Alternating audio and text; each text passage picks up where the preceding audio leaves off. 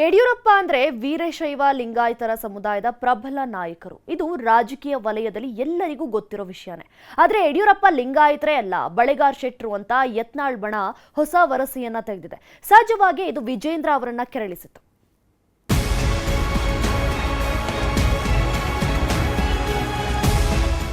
ರಾಜ್ಯ ಬಿಜೆಪಿಯಲ್ಲೀಗ ಲಿಂಗಾಯತ ನಾಯಕತ್ವದ fight ಜೋರಾಗಿದೆ.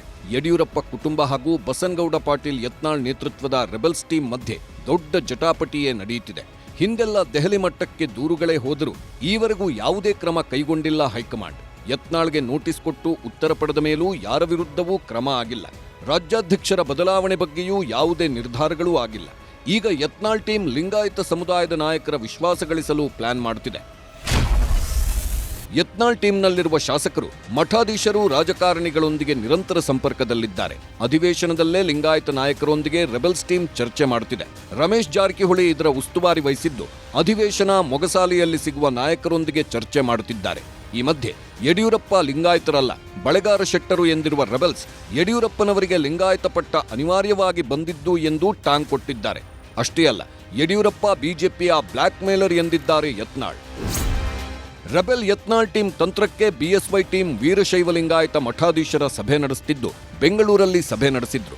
April 4ರಂದು ದಾವಣಗೆರೆಯಲ್ಲಿ ಲಿಂಗಾಯತರ ಬೃಹತ್ ಸಮಾವೇಶ ಆಯೋಜಿಸಲಾಗುತ್ತಿದ್ದು, ಸಮಾವೇಶಕ್ಕೆ ಹೈಕಮಾಂಡ್ ನಾಯಕರನ್ನ ಕರೆಸುವ ಸಿದ್ಧತೆ ಆಗ್ತಿದೆ. ಇದೇ ವಿಷಯದಲ್ಲಿ ವಿಜಯೇಂದ್ರ ಮತ್ತು ಯತ್ನಾಳ್ ನಡುವೆ ವಾಕ್ಸಮರಾನೂ ನಡೆಯಿತು.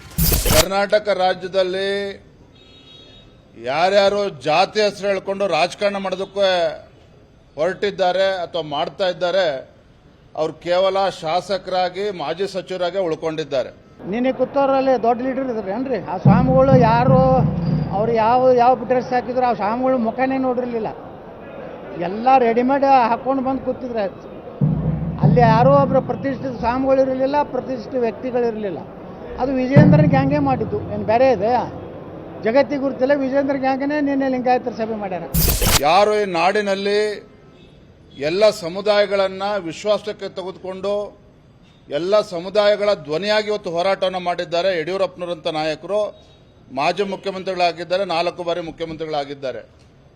ಹಾಗಾಗಿ ಇವತ್ತು ಯಡಿಯೂರಪ್ಪನವ್ರ ಹೆಸರು ಹೇಳಿಕೊಂಡು, ಯಡಿಯೂರಪ್ಪನವ್ರ ಟೀಕೆ ಮಾಡಿಕೊಂಡು ತಾವೇನೋ ರಾಜಕೀಯದಲ್ಲಿ ಬೆಳೆದು ಬಿಡ್ತೇವೆ ಅನ್ನೋ ಭ್ರಮೆನಲ್ಲಿ ಕೆಲವರು ಇದ್ದಾರೆ ಅಂತ ಹೇಳಿದ್ರೆ ಅವರು ಭ್ರಮೆ ಅಷ್ಟೇನೆ. ಹಂಗಾದ್ರೆ ವೀರಶೈವ ಲಿಂಗಾಯತರ ಸಭೆ ಯಾಕೆ ಮಾಡ್ತಾ ಇದ್ರಿ? ರಾತ್ರಿ ಯಾಕೆ ಶಾಮನೂರು ಶಿವಶಂಕರಪ್ಪನವ್ರ ಮನೆಗೆ ಹೋಗಿದ್ರಿ? ಶಾಮನೂರು ಶಿವಶಂಕರಪ್ಪ ಅವ್ರ ಬೆಂಬಲ ಯಾಕೆ ಕೇಳಿದ್ರು ವೀರಶೈವ ಮಹಾಸಭಾದು? ಅಂದ್ರೆ ನೀವು ಇಬ್ಬರು ಕೂಡಿ ರಾಜ್ಯದಲ್ಲಿ ಕಾಂಗ್ರೆಸ್ ಮತ್ತು ಬಿಜೆಪಿಗೆ ಒಂದು ರೀತಿ ವೀರಶೈವ ಲಿಂಗಾಯತರ ಒಂದು ಕಾರ್ಡನ್ನು ಉಪಯೋಗ ಮಾಡ್ಲಿಕ್ಕೆ ಪ್ರಯತ್ನ ಮಾಡ್ತಾ ಇದ್ರಿ. ನಿಮ್ಮನ್ನಂತೂ ಎಂದ ಮ್ಯಾಗ ವೀರಶೈವ ಲಿಂಗಾಯತರು ಒಪ್ಪಲಿಕ್ಕೆ ಸಾಧ್ಯ ಇಲ್ಲ. ವೀರಶೈವ ಲಿಂಗಾಯತರು ಸಿಗುವಂಥ ಮೀಸಲಾತಿಯನ್ನು ಈ ರಾಜ್ಯದಲ್ಲಿ ಯಾರಾದರೂ ತಪ್ಪಿಸಿದ್ರೆ ಅದು ಯಡಿಯೂರಪ್ಪ, ವಿಜಯೇಂದ್ರ. ಮಾರ್ಚ್ 7ರಂದು ರಾಜ್ಯಕ್ಕೆ ಅಮಿತ್ ಶಾ ಎಂಟ್ರಿ. ರಾಜ್ಯ ಬಿಜೆಪಿಯಲ್ಲಿರುವ ಬಣ ಬಡಿದಾಟದ ಮಧ್ಯೆ ಮಾರ್ಚ್ 7ರಂದು ರಾಜ್ಯಕ್ಕೆ ಕೇಂದ್ರ ಗೃಹ ಸಚಿವ ಅಮಿತ್ ಶಾ ಬರುತ್ತಿದ್ದಾರೆ.